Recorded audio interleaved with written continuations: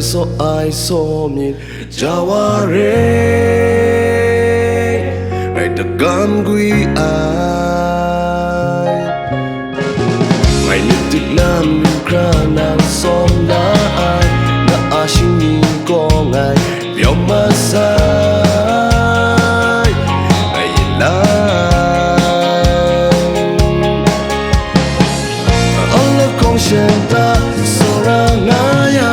Allah kong ta pa mang khap nga Allah kong shen ta che na kanya Allah kong ta pa mang khap nga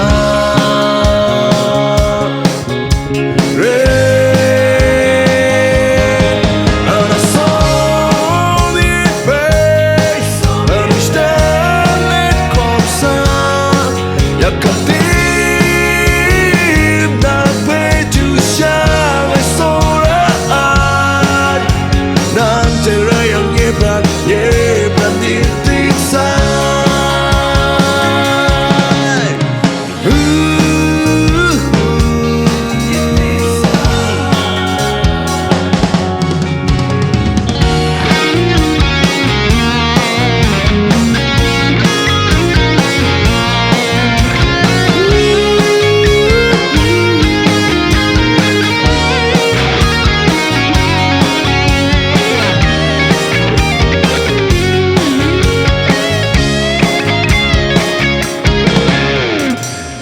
so I pe nang manusia nyari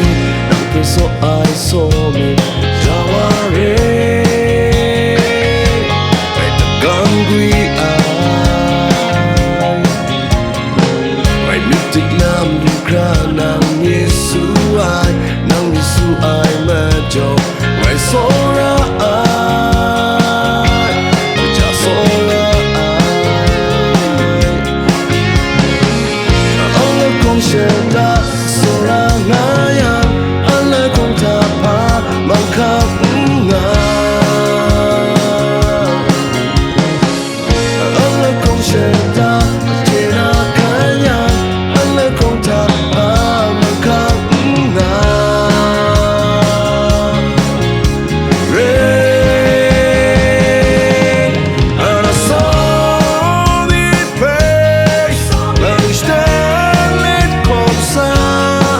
Yakkan